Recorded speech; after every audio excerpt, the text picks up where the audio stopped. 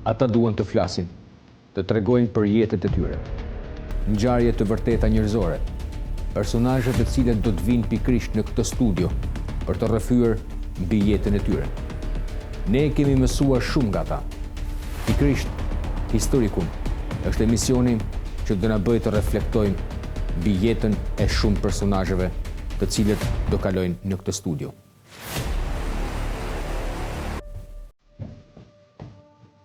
Historikum.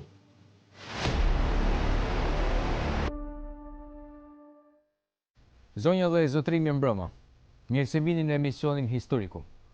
Në këtë puntat do kem të ftuar një person i cili do të na tregojë histori të ndryshme nga jeta e tij. Duke filluar që nga tranzicioni i viteve 90, kalimi nga komunizmi në demokraci, si ai i ka përjetuar ngjarjet, duke vazhduar me historinë e vitit 1997, por duke kaluar tek viti 1999, ardhja e refugjatëve kosovar, të cilët janë larguar pikërisht nga lufta, për të vazhduar me histori në shërbim të personave me aftësi ndryshe. Kam kënaqësinë të kem të ftuar në studio zotin Luigi Mila. Luigi, mirëmbrëma dhe faleminderit që je bërë pjesë e emisionit Historikum. Mirëmbrëma, faleminderit shumë për ftesën. Ju uroj suksese. Faleminderit. Misioni juaj është i shërbeni njerëzve në nevojë dhe me aftësi ndryshe. Si e keni përjetuar kohën e fundit në komunizëm dhe ardhjen e demokracisë? Si ka qenë për ju? Më ke kthyer shumë mrapa në kohë, 30 e sa vite.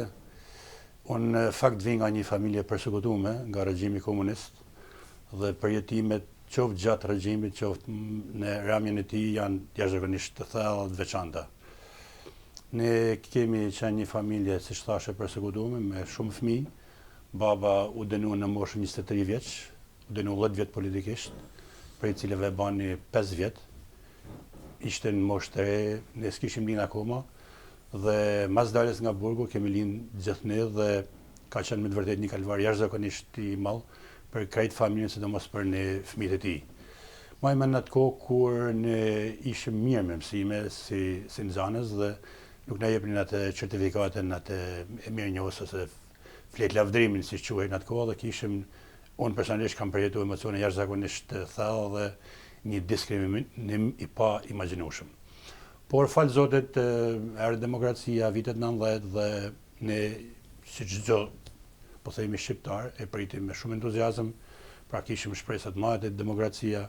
Unë u vendosa në krye të lëvizjeve demokratike në atë kohë, kam qenë kryetari i Partisë Demokratike në të parët, kam kontribuar disa vite, kam qenë edhe kryetari i Këshillit të Komunës Pultit, po ashtu kam dhënë kontributin tim modest, derisa jam shkput nga gjitha, po themi, nga jeta politike dhe jam marrë strikt me bamirësi dhe kam filluar të punoj me Caritasin e zonës së Veriut të Shqipërisë.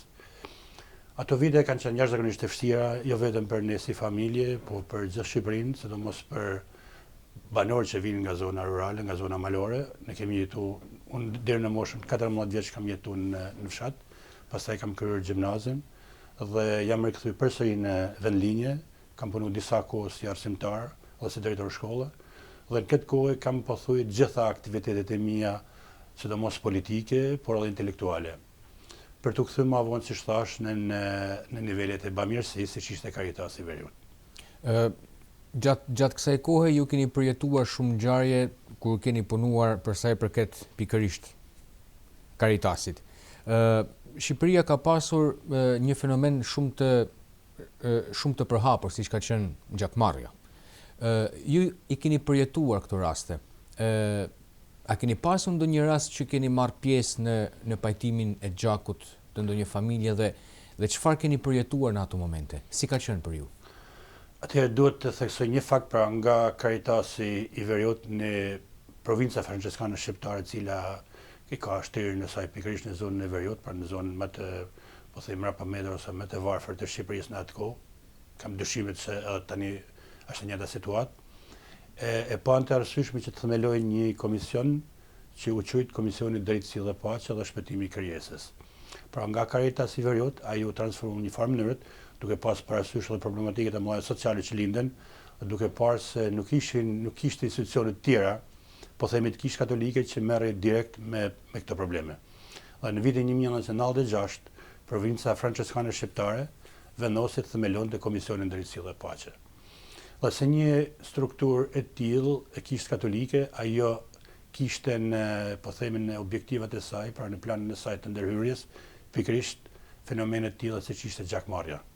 Duhet na ta rikthejmë kujtesën në ato vite, ka qenë jashtëzakonisht problem, sidomos për zonën e veriut të Shqipërisë, qindra familje të ngujuara, qindra raste, gati çdo ditë kishte një rast vrasje për gjakmarrje ose për hakmarrje, dhe ne pikërisht u fokusuam në mbi këtë fenomen shoqëror me qëllim që të japim kontributin tonë modest. Ajo që ne bëmë që në fillim ishte evidentimi i rasteve, sepse për hir të vërtetës duhet kujtojmë në atë kohë kishte jashtëzakonisht shumë, po themi, pa qartësi për sa i takon nivelit të ekzistencës së problemit. Dhe duke qenë një komision deri diku shkencor, sepse ne kishim në përbamjen tonë shumë intelektual të fushave të ndryshme, sidomos sociale, që jurist, historian e tjerë, ne vendosëm që ti përkushtojmë në mënyrë shkencore dhe, po themi, deri diku edhe serioze e fenomenit. Nuk kemi marrë shumë e pajtime, por kemi pas raste dhe pajtimesh. Unë më mend disa raste të tilla edhe si person dhe si organizat. Por diçka që më ka me të vërtet në memoria dhe unë në mënyrë modeste jam shpreh dhe artistikisht, pra kam shkruar një poezi, më kujtohet rasti i vrasjes së një fëmije 11 vjeçar në Barbullosh Shkodrës. Ishte një rast jashtëzakonisht ekstrem. Babai i vrasësit kishte vrarë babain e viktimës kohë më parë, dhe djali 11 vjeç ishte i ngujuar dhe nuk kishte mundësi të shkonte për të njeh procesin mësimor. Dhe një ditë prej diç, nga dëshira e madhe që kishte që të shikonte minimumi klasën ku mund të ishte, ai u drejtu për të shkolla në Barbullosh dhe një 18 vjeçar e vrau. Unë kam shkruar një poezi cila është pëlqy, por ka qenë një moment, po themi, më tepër emocional dhe shpirtëror, e cila më ka bërë që të shfryj një farë mënyrë. Dhe raste të tilla kemi pas mjaft, them të vërtetën. Jemi përballë në mënyrën më drejt për drejt, sidomos nëpërmjet aktiviteteve manifestuese, sensibilizuese, konferencave, tryezave, trumullakta, që thash pajtime konkrete, dhe mendoj se kemi dhënë kontributin tonë, sepse duhet të jemi të sinqertë, gjakmarrja nuk është më aty në niveleve siç ishte para 25 viteve, edhe mund të themi me krenari edhe me kënaqësi se kemi dhënë një farë kontributi edhe në këtë drejtim. Ndjesia juaj personale ndaj vrasjeve më tepër të adoleshentëve të gjakmarrjes, cila ka qenë atë kohë? Çfarë ju kanë bërë ju që të ndiheni edhe si prind që jeni? Faktisht sepse, siç thash, kishte shumë vrasje dhe siç thoni ju, vrasjet ishin pikërisht të kjo kategori, pra tek trit. Normalisht kjo vjen nga në radhë parë nga ana biologjike, po themi edhe psikologjike, sepse njëri është më i vrullshëm, më gjakxhet se një i moshuar ose një i pjekur. Dhe fatkeqësia është e madhe sepse shumë prej tyre nuk kanë pas mundësi të krijojnë familje, shumë prej tyre kanë qenë edhe djemt vetëm, edhe kanë lënë familjen pa një mashkull, edhe trashëgimia ndërpritet. Shumë prej tyre kanë lënë edhe familjet e varfra sepse një mashkull kontribon në mënyrë të veçantë për familjen, sidomos në zonat malore. Dhe unë vetëm keqardhje, ne kemi pas shumë statistika, i kemi regjistruar rastet, kemi tentuar që ti ndërhyjmë edhe siç thash në pajtime, kemi bërë përpjekje që ti edukojmë një farë mënyrë, të informojmë publikun dhe sidomos familjet e ngujuara që ta ndërpresin spiralin e gjakmarrjes ose të shkputen nga kaluara që lidhet me gjakmarrjen. Fatkeqësisht ka qenë një plagë jashtëzakonisht e rëndë që për hir të vërtetës nuk ka kaluar pa lënë gjurmët në shoqërinë tonë. Por tani kemi më pak kam rastin për shembull kur u vra një pastor, është krejtësisht, po themi, tragjike, një kohë kur sipas ligjeve traditzakonore një meshtar, një klerik nuk vritet për gjakmarrje. Ai u vra ditën për diell, u vra në Shkodrës dhe kam edhe informacion, pra kam pas kontakte me familjen para se të vritej personi dhe kam një lloj pengut sepse nuk arrita që ta kryej një ndërmjetësim që mu kërku në fakt. Dhe herë mas herët e kam kujtu edhe jam rikthyer këtij momenti dhe jam thënë në heshtje po them do të kontribuoj deri në fund për këtë temë. Dysh, Shqipëria ka kaluar momente shumë të vështira gjatë viteve 90, por duke vazhduar me vitet 97. Ju keni punuar me shoqata bamirësie. Si e keni përjetuar ju kohën e viteve 97? Cilat janë ato histori që ju kanë bërë të ndiheni keq, që ju kanë bërë të ndiheni në vështirësi? Si i keni përballuar atë kohë? Ka ndonjë ngjarje që ju kanë mbres? Patjetër, kemi disa nga 96 në Fretit Francescan u tërhoqën nga komisioni, për arsye se nga numri i pak ndoshta dhe ideja ishte që të menaxhojnë nga disa intelektual, po themi të pavarur shkadran, dhe ashtu ndodhi. Ne regjistruam komisionin si një fondacion në 97-ën, fiks në këto vite kur ju flisni, dhe filluam aktivitetin tonë, dhe pikërisht ndolli 97 atë mërshme, pa imagjueshme që gjithë e kujtojmë. Ne nuk e kemi ndërprer aktivitetin për asnjë ditë, ishte koha kur kishim disa projekte që lidheshin sidomos me zhvillimin e zonave rurale dhe zonave malore, pra kishim në program mirëmbajtje shkollash, ndërtim rrugësh, ndërtim urash, dhe ne kemi lutu çdo ditë, kemi lutu nëpër zona malore, unë më mend disa raste, më mend për shembull në një zonë afër mesit ku po boshatiseshin tunelet që ishin mbushura me pistoleta dhe me armatime. Kur jemi kthy në një vend quajtur Ure Shtret, kemi pas disa persona me automatik dhe ne kishim makina malore, foristrada dhe cilësore, po them për kohën, dhe na kanë një farë mënyrë na kanë ndalu, po ne si minal dhe kemi vazhduar përpara, më mend se automatiku i personit ka fluturuar prej shpejtësisë makinës sepse ne përplas me, po themi, armën, jo personin. Po njëra gjana ka ndodhur në Bajz, kur po ktheheshim nga Vërmoshi, ku kishim shku për me bën një projekt bujqësor, për me ndihmu familje që dolin shkatruara nga 97, sepse ju e dini, 97 pjesën më të madhe, po themi, sidomos pjesën e varfër të familjeve shqiptare i dobësoi shumë për arsye se kishin lanë shumë parë në firmat piramidale dhe ne zgjollëm si një strategji ndërhyrje mikroprojekte. Pra shkoshim në përfshatat të ndryshme dhe bënim disa mikroprojekte me qëllim që të aktivizonim ato familjet të varfra që të ndihmonim me një pagesë. Tilla ishin, për shembull, kur kemi kaluar tek dega mbrëmshme, aty kishte bomba për tokë dhe ne kemi marrë, kemi hedhur krah tjetër, pra një ngjarje jashtëzakonisht të tmerrshme, një tragjedi kombëtare, një çmenuri kombëtare do thosha. Nuk mund ta imagjinoj se mund të ndodhë një komë gjatë tillë, për fat u mbyll siç u mbyll, megjithëse ka ndodhur shumë viktima. Mendohet se janë vrarë sa në Kosovë në luftën e Kosovës sa në vitin 97 në Shqipëri, gjë që është shumë tragjike. Që popujt nuk është se dallojnë popujt mirë apo popujt këqij, ka popujt që drejtohen mirë apo popujt që drejtohen keq nga qeveritë e tyre. Kudo ndodhin këto ngjarje, ka ndodhur në Amerikë. Më mend një rast, për shembull, janë fik drejta 6 orë New York, dhe gjitha dyqanet janë plaçkit. Pra unë nuk mund ta identifikoj popullin ton, qoftë soshmin apo qoftë viteve 97 si një popull ignorant apo janë ngjarje që ndodhin çdo kund dhe kjo është e vërteta. Këto ngjarje, Luiz, a ju kanë bërë ndonjëherë që të stepeni, të thoni jo, unë dua të ndaloj dhe nuk mund të vazhdoj me tutje? Të jemi sinqert, jo, asnjëherë. Përkundrazi mendoj se këto ngjarje na kanë nxit më tepër që të kontribuojmë, që të ndihmojmë të varfrit, që të merrem me anën edukative, sepse janë ngjarje më shumë psikologjike se sa po themi ekonomike apo financiare apo juridike. Pra ne kemi nevojë që të edukohemi dhe ne këtë rrugë kemi ndjekur si komision.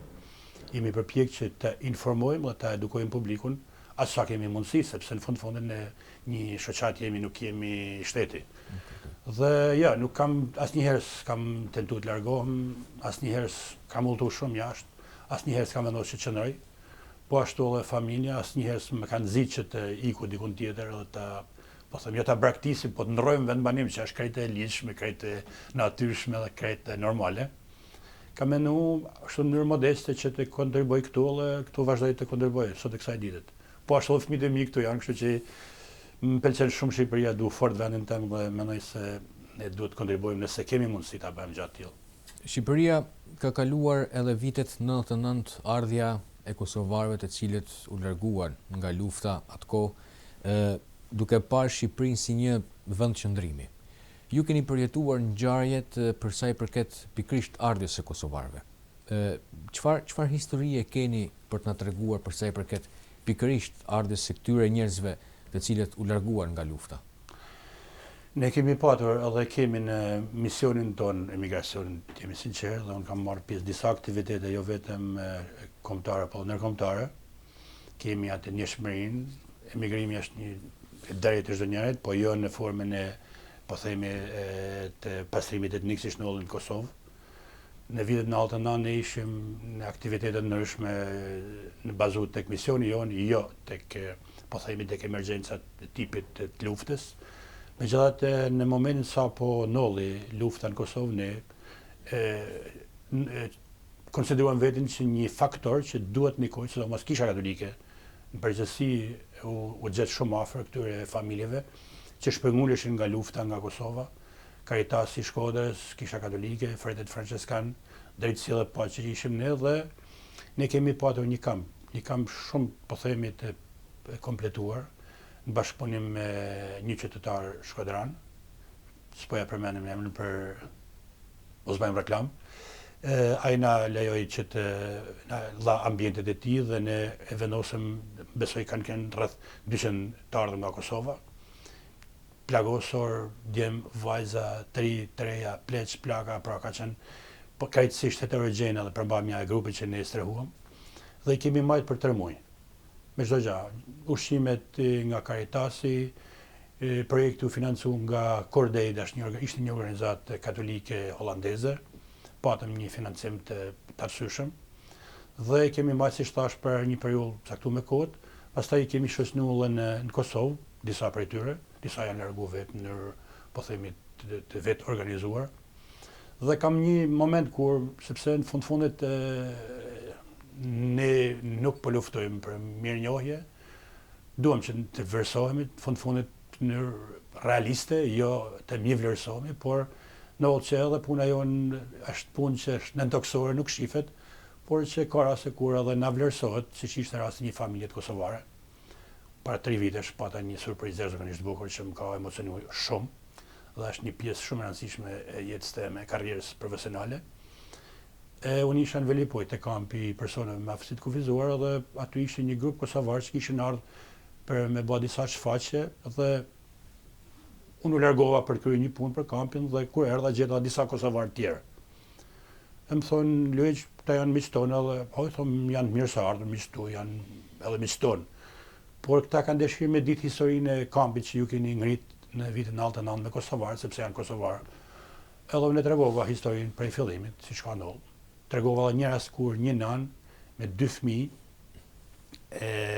ka dalë në një foto kur ne publikova në Facebook. Një ishte fëmia e saj, kurse tjetër ishte fëmia e kunatit, dhe mendoj që të dy këta ishin vrarë në luftë.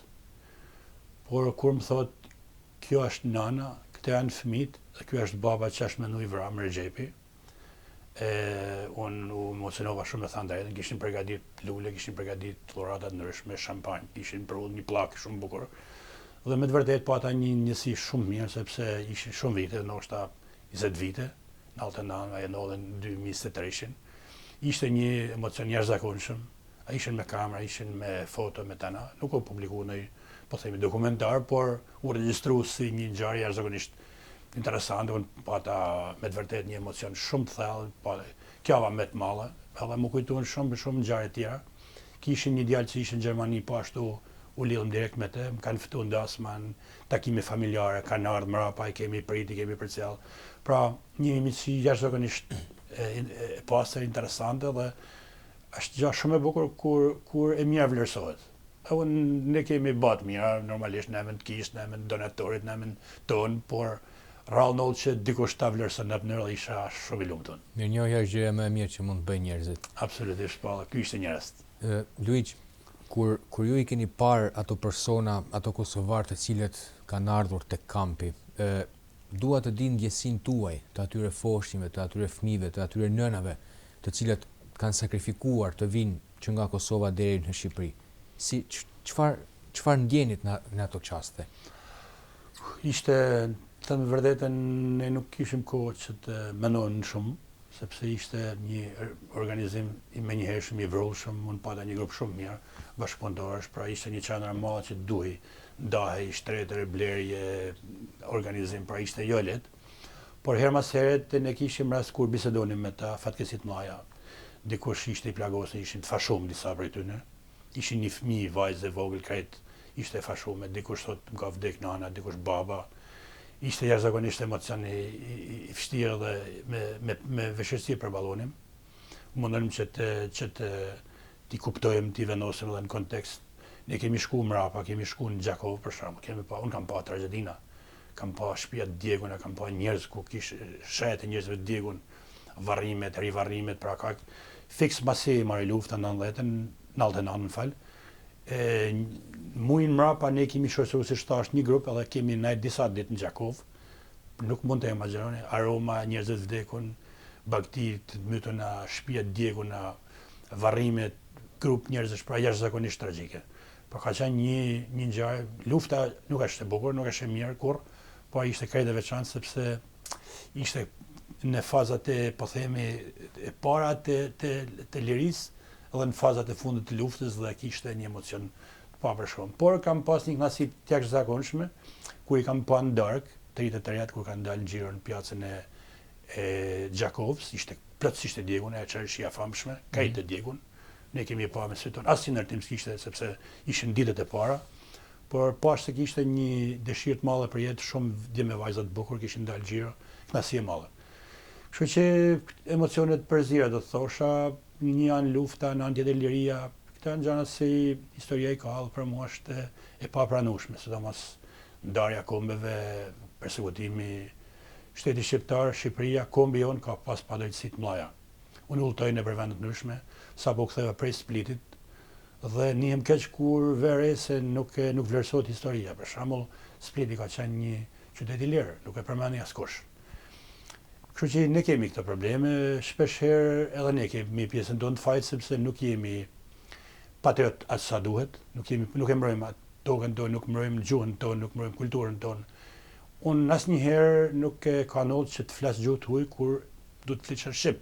Kam pas miq të mi kur ishim në për qytete të ndryshme europiane, Rom, Kodion, Paris apo Napoli dikun, ata flishin italisht për mos më njoftë se janë shqiptarë, kjo është fatkeqësi e madhe. Një gjuhë shumë e bukur, shumë e vjetër, është gjuha jonë, është kultura jonë, ne duhet të prezantohemi me pjesën më të mirë tonën. Kështu që pjesa e Kosovës, persekutimi, vrasjet, gjitha këto, edhe lidhen disesi, edhe nga neglizhenca jonë, edhe nga, po themi, pafësia jonë për qenë konsekuent, sepse ka dhe shtetet vogla si që jemi ne, ka shumë, Izraeli e shtetet tjera, Hollanda, që kanë mbrojtur dinjitetin e tyre kombëtar, territorin e tyre me shumë sakrifica. Ne nuk sakrifikojmë shumë, edhe kjo është, ndoshta ky është çmimi që ne duhet të paguajmë, edhe për shumë shekuj. A ju ka qelluar Luiz që të komunikoni me njerëz, me kosovar flas, sepse nuk duhet të largohem akoma nga kjo ndjesia, të cilët ju kanë shprehur humbjen e personave të afërm, që kanë kërkuar njerëzit e tyre dhe nuk i kanë gjetur? Patjetër, unë kam një djalë tek projekti Shpresa, Skënder Berisha. Skënder e ka sjellë jatin në Shkodër, në moshën 3 vjeç, sepse ama i kishte vdekur në luftë. Ai nuk e ka tamën, nuk e din edhe i shoqi nuk e din se ku është e ama. Ka shumë raste të tilla, kanë humbur, pse ne kemi në komunizëm, kemi edhe 6.000 persona të humbur gjatë regjimit komunist, që nuk i dihet varre, se ndoshta do ta keni si pyetje. E kuptoj. Ju më keni thënë që keni një vajzë në shoqërinë tuaj me mbiemrin Themeli. Dua të di historinë e kësaj, pse pikërisht ky mbiemër? Çfarë ka ndodhur me të? Okej, atëherë kalojmë tek projekti Shpresa, ndoshta projekti i cili mu ngarku në vitin 2012, mas ndarjes nga jetat Silvana Venjalit, e cila ishte themeluese e projektit. Dhe që në atë kohën merrem edhe me Komisionin Drejtësi dhe Paqe dhe me projektin Shpresa. Te komisioni jam, po themi, vullnetar, kurse te projekti Shpresa jam i punësuar full time, si thuhet, me kohë plot. Dhe unë nuk kam pas një eksperiencë familjare me persona me aftësi të kufizuar asnjëherë, nuk kemi patur për fat. Por që në 2012 janë rreth 13 vite që unë vazhdoj të punoj dhe të ballafaqohem me shumë ngjarje, me situatat e tyre sociale, shëndetësore, psikologjike. Dhe dashje pa dashje kam mësuar shumë gjëra dhe sot mund të them se di se çfarë do të thotë ti jesh një person me probleme mendore dhe fizike. Unë kur më ba lista e përfituesve, pash shumë në mënyrë çuditshme se ishte një emër, Themeli, që normalisht ne kemi pas diçka lidhur me komunizmin, me byron politike, se kujtoj eksakt emrin, po dikush edhe pyeta për informacion se pse kjo Themeli është këtu në këtë shoqat, më thanë, një gjë shumë të veçantë, që metin mend është fakti që ajo ishte gjetë në themelet e një ndërteset. pra ishte braktis tek një ndërtesë, edhe këta i vendosin emrin Eni, që është emrin që u vendos prej drejtuesit së shoqatës dhe themeli për me lidh vendin ku gjet vajza dhe kështu ka emrin është një emër që mbart edhe historinë e saj të shumë të dhimbshme, siç mund të jenë shumë tjerë tek kjo shoqatë dhe shoqata tjera. Braktisja e fëmijëve e foshnjave është një tragjedi e madhe.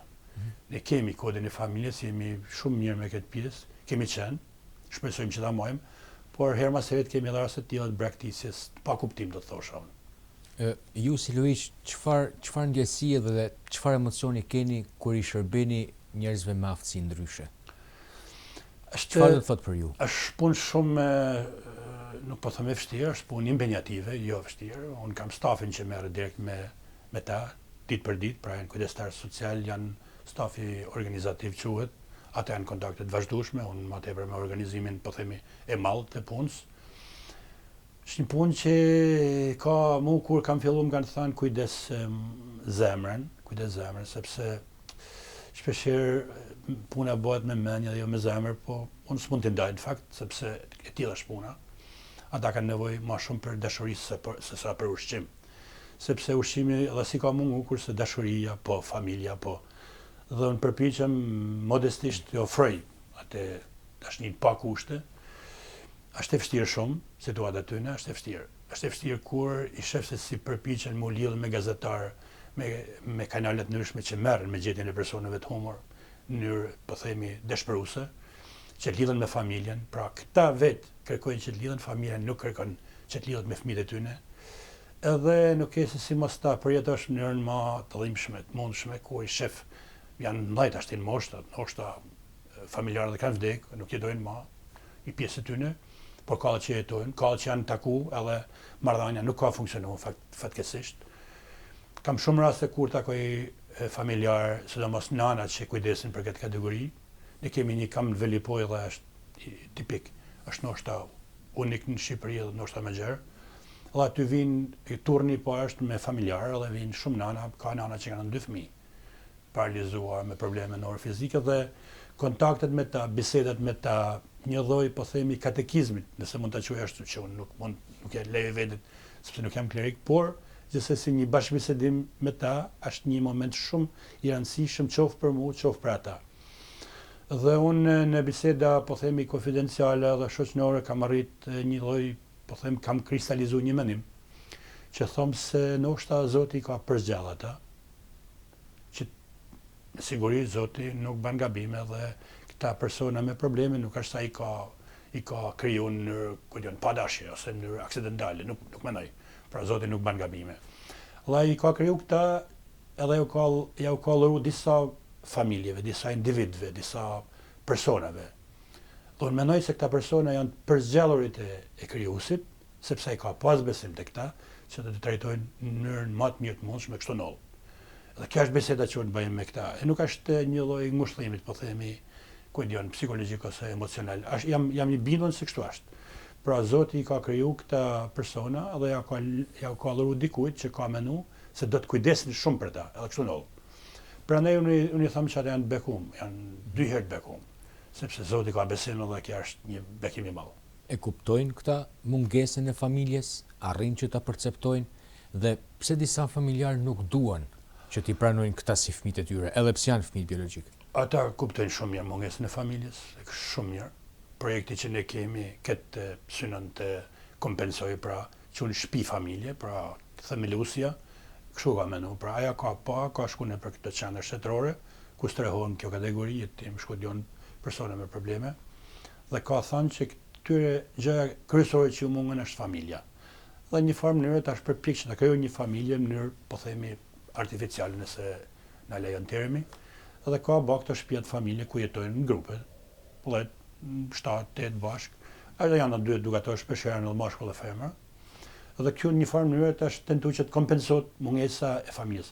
Por dashuria e familjes absolutisht e pazëvendësueshme, nuk ka rrinë kurrë në botë që dashurinë e nanës apo babës ta zëvendësojë dikush tjetër, asnjëherë. Mund të jetë kujdesi, mund të jetë kudion shërbimi, mund të jenë ofertat ndryshme, por se dashnia është diçka shumë më thellë, është emocionale, është biologjike, është gjenetike, të lidh gjakut, lidh fakti që ti e ke marrë në bark për 9 muaj. E shumë arsye të tjera që ne nuk mund t'i kompensojmë për fat keq. Dhe këta e ndjen këtë, por janë shumë të vëmendshëm dhe janë shumë të ndjeshëm kundrejt dashnisë që një person ju ofron.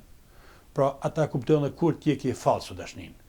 Sepse është një gjë që ju mungon edhe nëse ju ka mungu ata e nuhasin distancë, se cila është dashni sinqere dhe cila është dashni falso që bëhet për interes një rrogat apo një trajtimit apo thjesht edhe për publicitet. Kështu që mendoj se ka raste ndryshme, ka raste kur janë lidhur me familjen, kur janë rikthyer në familje, ka raste kur janë rikthyer në familje dhe prap kanë ardhur te projekti. Kemi Arditën për shembull, Ardit Mancaku, ju keni marrë në intervistë, Arditi thotë, un kam jetuar me familjen, por jam zhgënjur dhe kthehem te familja sociale, jo te familja biologjike. Pra janë dhe raste të tilla. Kemi Klodian Kodrën që ka gjetë familjen në jug Shqipërisë atje, nana është martuar me dikën tjetër, baba është largu, edhe tentoi që të rilidhet me familjen, por ishte pa suksesshme. Pra unë nuk kam gjetë në një rast, kemi pas 2 fëmijë që janë largu nga projekti, që vinë nga Elbasani, Sokoli me Tanin, Sokoli, ata u larguan edhe u bashkuan me familjen. Ishin familje me ngjyrë, nëse mund ta përmendim, edhe ata nuk janë rikthyer në projekt, kështu që ka një rast i suksesshëm për bashkimin me familjen. Shumë komplekse janë marrëdhëniet, shumë komplekse janë historitë, me probleme me Down, kemi 5 janë 65 persona sa për dieni. Disa janë Down, disa janë mikrocefal, disa janë paraplegjik, disa tetraplegjik, disa janë autik. Pra edhe vetë problematika ka kategori të ndryshme, cilët kanë nevojë për trajtime të ndryshme.